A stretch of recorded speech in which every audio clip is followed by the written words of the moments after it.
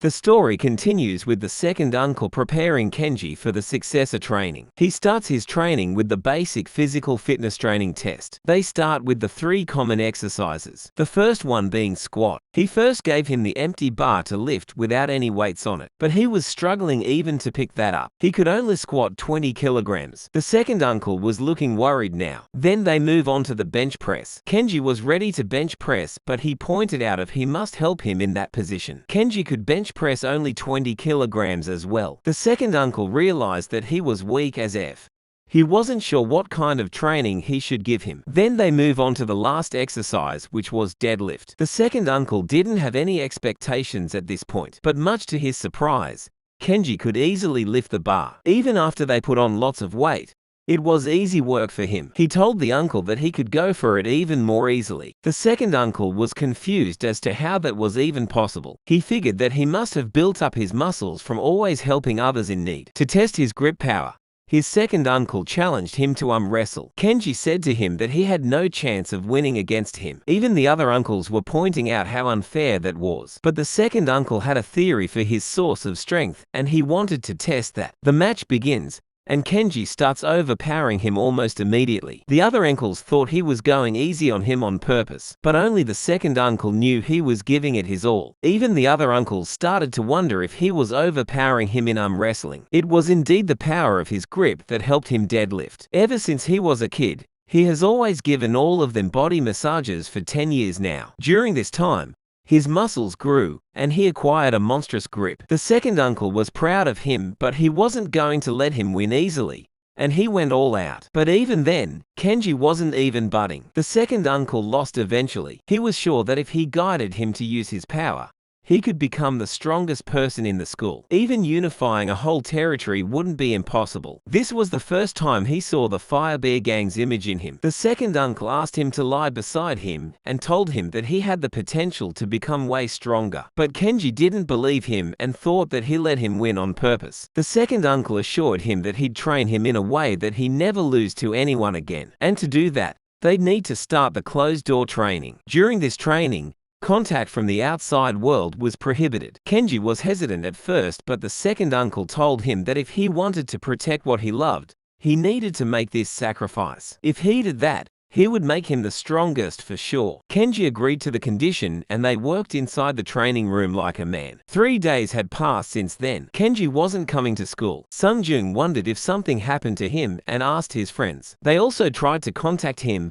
but he wasn't picking up their phone. They even went to his house, but seeing his uncles, they got scared and ran away. Sungjung was slightly worried about him. When he returns home from school, he is greeted by his little sister who is waiting for him outside alone. She told him how bored she was because recently that kind of oppa wasn't coming to play with him. She was talking about Kenji. She was worried, thinking he might have fainted somewhere while helping someone as he did to her when she needed help. She told Sungjung to check up on him. Sungjung agreed to her request. He took his address from the school and came to see him. He encountered Kenji's uncles who were suspicious of him, but when he told them he was Kenji's friend, they treated him like a prince and let him inside. But the first uncle scolds them for letting anyone in without identifying their identity. Songjung was glad that he had his wallet with him. Otherwise, things could have been horrifying for him. The second asked about the purpose of his coming there. Songjung replied that he was worried about Kenji as he didn't come to school or accept their calls. The first uncle sees the judo club bag that he had and calls for the second uncle. When the second uncle saw him, he immediately recognized him. The second uncle reminded the first uncle that he was close to Lee Do Park, the guy he was going to introduce to him. They had a meal together once due to their mutual friend. They take him to the training room. Songjung was surprised to see Kenji training instead of attending school. The second uncle asked Songjung to spar with him, but Songjung thought that he was being unreasonable. There was no way Kenji was going to defeat him in judo, and there was a huge gap in strength too. But the second uncle advised him to watch closely, as what he was doing wasn't judo. Kenji grabbed the third uncle by the collar. Songjung points out that his positioning was wrong. He wasn't using his left arm, but only his right arm. There was no way he could do that without both of his arms. But much to his surprise, Kenji lifted him with the strength of just one of his hands and slammed him onto the ground, calling his technique a deadly one-arm throw. Songjung was speechless after seeing his crazy grip strength. It was illogical to see him do that with his physique. The second uncle says that he, Songjung, was on the same level as their mutual friend Du Park. He could be considered one of the top few in the country. Kenji wasn't looking for any gold medal. He just wanted to be stronger desperately to beat some guys. Songjung comes forward to spar with him without the second uncle asking him. Kenji was surprised by Songjung there. The second uncle explained to him that he wanted him to fight some his age, who was much stronger than he was. If he manages to stand his ground against him, most of the other school kids would be a piece of cake for him. But Kenji was terrified of him. He had been training for only a few days. The difference between their techniques and physique was huge. In the first round, Songjung completely overpowered Kenji. He didn't even have to use any of his techniques to deal with him. But Kenji gets up again, and this time he didn't get caught by Songjung. He stepped back in time and was now in a boxing stance. But Songjung could see his punch coming from miles away and easily blocked him. But even though he blocked it, Kenji's punches felt heavy due to his grip strength. Kenji then tries to tackle him, but Songjung thought to himself how foolish that technique was against him, who has way more weight than him. But much to his surprise, Kenji wasn't trying to tackle him. He started pinching him with his crazy grip strength. He started crushing his thighs. The pain was unbearable, so Songjung fought back but missed. Songjung didn't expect him to use an underhand trick like that. The third uncle gets angry at the second uncle for teaching him such a cowardly technique. He told him that he wasn't just pinching Songjung, but causing huge damage to his muscle with his monstrous grip. It was a different kind of acupressure. Songjung couldn't use his leg for a moment. Kenji attacked him again, which Songjung easily blocked. He asked him if wanted to take him on, but at this point, Kenji wasn't even listening to him. Kenji attacked Songjung while he was talking. He punched him in the neck, which pissed him off. Seong asked him if he was targeting his Adam's apple. Kenji apologized to him and explained to him that he couldn't reach his chin because he was too tall for him. But it was too late. Songjung calls his moves cowardly and is ready to take him on for real this time. A few moments later, we see that they both were out of breath and Kenji was on the ground. Songjung asked him why he lost to someone like Shin Jeong when he was this strong. The second uncle informed him that he never got into a fight and always avoided it cowardly. He used to get scared even before the fight started. That's why he needed to fight someone strong like Songjung to get rid of that mindset. The second uncle expressed his gratitude and guided him to the dinner table. After he is gone, the second uncle goes to check up on Kenji, but he is surprised to see him smiling. Kenji says to him how he was feeling refreshed after fighting. The second uncle cooks beef for them. Songjung was a little surprised because he doesn't normally get to eat that stuff. The second uncle was blunt and asked him to train with Kenji for 1 week and he would provide for his food and other needs. But he couldn't agree to come there every day during the night as he had a sister. The uncle asked him to come after his school, but he had a judo club after school. But the second uncle took care of that. He called his senior Du Park and told him that he was giving Songjung special training for a week. He promised to give him special training in judo after he was done practicing with the young master. While eating the meal, Songjung looked a little disappointed. Kenji asked him if he didn't like the food, but that was not the case. Kenji requests the second uncle for something. While Songjung is leaving, Kenji works out with him and gives him the beef for his younger sister as well. Songjung was happy and smiled slightly because he knew she would love it. The next day at school, Yeji kept messaging Kenji but got no reply. She was worried that he might have been hospitalized after the beating. Seeing her so frustrated, her friends realize that she is serious about Kenji. They suggest she goes to his home with his friends.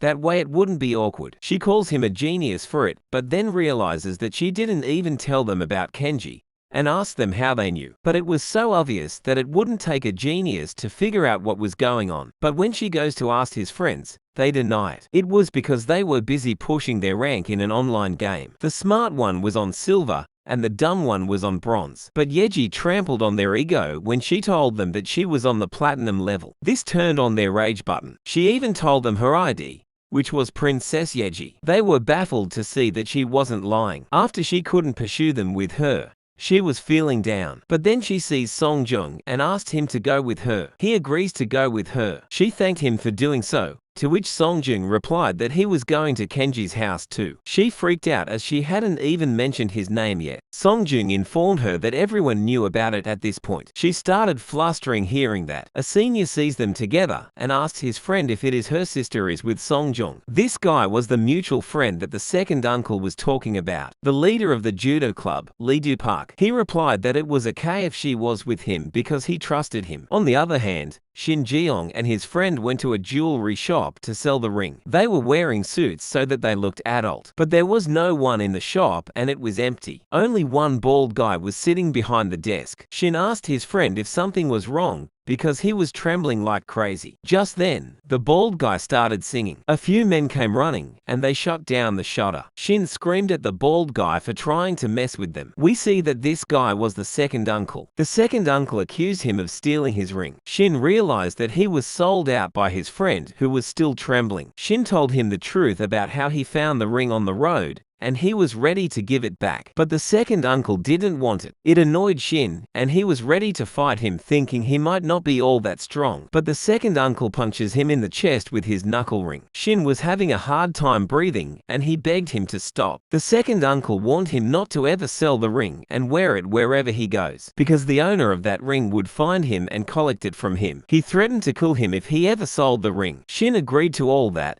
but the second uncle was still not quite satisfied. He points out that he has a lot of hair and orders his men to bring the shaver. Yeji and Songjung arrive at Kenji's place. One of the uncles welcomes them and takes them to the training room. Yeji was surprised to see Kenji's house and realized how rich he was. They meet the second uncle in the training room. She immediately recognizes him from the school. The second uncle remarks that he didn't know Kenji had a girlfriend. Yeji started getting flustered and said she was not his girlfriend, not yet, making others aware that she was into Kenji for real. When Kenji came out of the training room, Yeji was blushing to see him. He was looking way stronger than the last time they met. He asked her why she was there, to which she replied that he wasn't coming to school, that's why. This was their last day of the closed room training. The second uncle asked her to observe them, but she didn't know what she was supposed to observe. Songjung and Kenji were going to toe-to-toe against each other. Songjung compliments him, saying he has improved a lot. The second uncle thought to himself how great of a choice it was to let him train with someone his age. Songjung grabbed him by the collar, so Kenji attacked his joint. But before he could do that, Songjung tackled him with just one hand, surprising Kenji that he could do that too. After they were done training, they sat to eat dinner. Yeji asked him why he was not coming to school or replying to their message, to which he replies that he was in closed room training. Songjung explained to her what closed-door training was. Now that his training was over, the second uncle returned his phone. He was about to take a look at what she had sent him. She freaked out and asked him not to read in front of them, to read it when they were gone. Kenji agreed to that. Songjung couldn't help but smile. Yeji confronted him for laughing at her. The uncles were happy to see Kenji having a good time with his friends. They had never seen him like that before. Songjung and Kenji leave after having dinner. They were still fighting each other over every small thing. The second uncle reminded Kenji that he should go to sleep as he was going to school tomorrow. The next morning, Kenji was ready for school. His uncle sewed wires in his collar to make it look cool. Everyone else greets them and makes way for them. When Kenji got outside, he was surprised to see all the cars. The second uncle told him that they were going to accompany him to school. Kenji wondered if he made a mistake by taking the successors training. When they get near the school, the driver stops the car and lets him work to the school on his own. Kenji was super happy that they let him do that. On the way, he saw Shin Jeong standing there and wondered what he was doing there all alone. Shin sees him and tells him to just keep moving, but Kenji smiled and said that he didn't want to. Shin was all alone and this was his chance to get back at him. Shin was already annoyed while waiting for someone, and now Kenji was pissing him off even more. Kenji asked him to show his right hand because there was something that he was looking for. We see that Kenji's hands are looking kinda chiseled from all the training that he has been doing for the past week. While Shin was getting angrier, Kenji suddenly came closer to him, startling him. He used his technique called pickaxe and dug his fingers into his shoulder. Shin screamed in pain and was baffled at what he was doing. He kicked him off of him and threatened to beat the crap out of him. Just then, he saw something shining in the dark. It was the second uncle, who signaled to him that he was going to die. At first, Shin didn't understand why he was there. Then after thinking about it for a minute, things started to make sense to him. The guy who threw a rock at him was none other than Kenji, and the owner of the ring was also him, meaning all of the humiliation that he was getting was because of Kenji. He couldn't control his anger after deducing it. He screamed his lungs out and charged at him while screaming he was going to kill him. But Kenji caught his punch. He remembered what the second uncle had instructed him, how he should use his unbelievably strong grip strength, because once the opponent is caught, he'd feel hell. Kenji crushed his fist like a potato. Shin didn't understand what was going on. He wondered if he was the same loser Kenji that he knew. But even if his grip was strong, there were still limitations to what he could do, and Shin knew this. He started punching him, and all Kenji did was block it, even though it hurt. But this was nothing compared to Songjong's punches. Just then, Shin looked at the second uncle and remembered what he had instructed him. While trimming his hair, he had ordered him to get beaten by the owner of the ring and let him take the ring away, but make it look natural. Shin blamed his friend for selling him out, but the second uncle informed him that he tried to cover for him, and the result was him getting his hair trimmed down as well. Not only, but he also lost his eyebrows when he tried to run away and got caught. Kenji asked him if he was going overboard as they were just students, but the second uncle didn't care if they were just students and threatened to hunt him down if he tried anything funny. Shin Jeongcheol swallowed his pride and accepted every condition. Now in the present time, Shin couldn't believe he was going to get beaten by a loser like him. His pride won't allow this to happen, but he knows he's dead if he hits Kenji even once. He stopped his punch midway and brought his face forward to let him hit. Kenji punched him hard, to the point his nose started bleeding. But Kenji didn't understand why he did that and asked him while giving him a hand. Shin wondered why he was being friendly all of a sudden. But he wasn't being friendly. He just wanted the ring. He used his pickaxe technique on him again and took away the ring from him. He couldn't believe he finally did it. His uncles came out of the shadows to congratulate him. Kenji asked them what they were doing there, to which they replied that they just got there. Shin didn't understand what was going on, why he was calling them uncle and they were calling him young master. After all of this, the second uncle asked him to get in the car again. He told them that he was almost at the school, but they insisted that they had to drop him off in front of the gate. Kenji had thought he avoided it, but it was inevitable. Kenji's friend and the other students in the school were wondering why there were so many black cars in front of their school. His friend imagined they were some kind of gangster. Even the teachers were wondering who it was, but the head teacher already knew what was coming next. It was hella embarrassing for Kenji, but he didn't care at this point and just wanted to get this over with. All the gangsters get out of their cars and line up in front of the car to welcome their young master. Yeji also sees this and wonders if this is what she thinks it is. His friends also recognize one of the uncles from Kenji's house. Kenji got out of the car. All the gangsters bow before him and wish him a good day at the school. It was an emotional moment for the uncles because after 17 long years,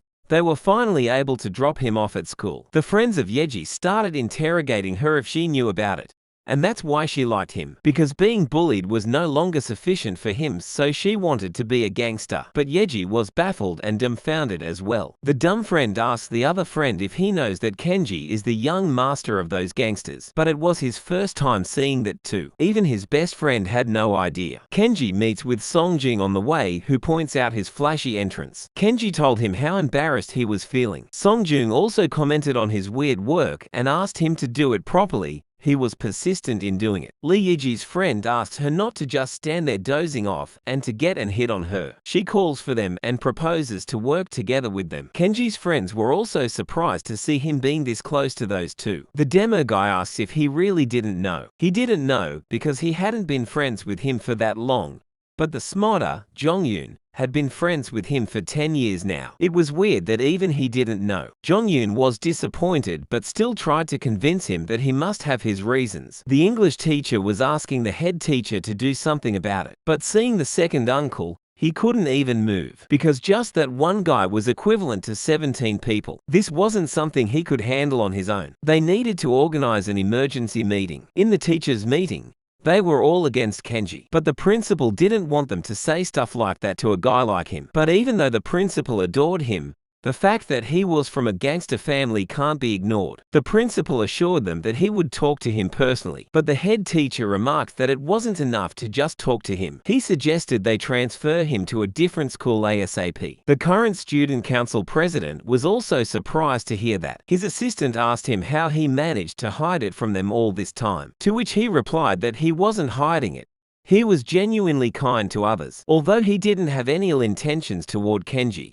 But he couldn't let him be the next student council president. Their school was a role model to other schools, and their school would be ridiculed if the words got out. When Kenji entered the class, everyone started looking at him. Sengu screamed at him, saying how he knew that he was a devilish person. The rest of the class also started murmuring about him, saying how he was a con artist. He was just acting kind to fool everyone and hide that he was a gangster. One of the girls asked Sujin if she knew about it, but she also had no idea. Seeing them talk like that about him was just too much for him. He remembered the time when they were all used to being friendly with him, but now they were talking behind his back and were terrified of him. Songjung and Yeji asked him if he is okay and why he wasn't getting in class. Kenji started panicking and was about to throw up, so he ran towards the washroom with tears in his eyes. He remembered what the first uncle had told him, but he took that lightly. But the worst was yet to come. On the way, he met his friends and greeted them, thinking at least they'd understand him, but the look in their eyes said it all. They were terrified of him and walked past him without saying anything. This was what hurt him the most. He couldn't stop his tears any longer. He asked them why they were acting like that while crying in pain. He asked them to wait up and hear him out. Jongyun stops and in anger says how he didn't believe him when he said he wanted to become a bad guy like Shin Jeongchil. But this is how he was from the start.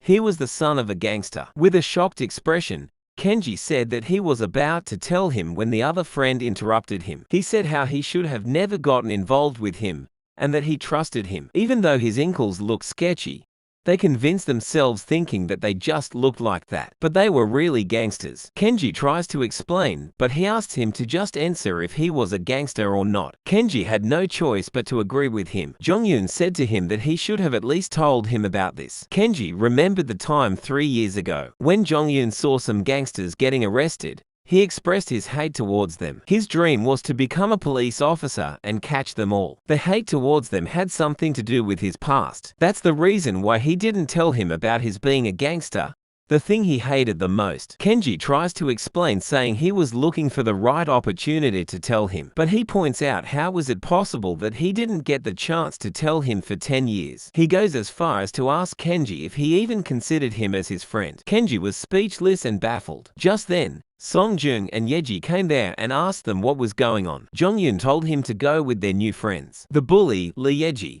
and the top fighter Songjung, and that losers like them weren't qualified to be his friends. Songjun and Yeji didn't understand what that was about, but Kenji was completely devastated and fell on his knees.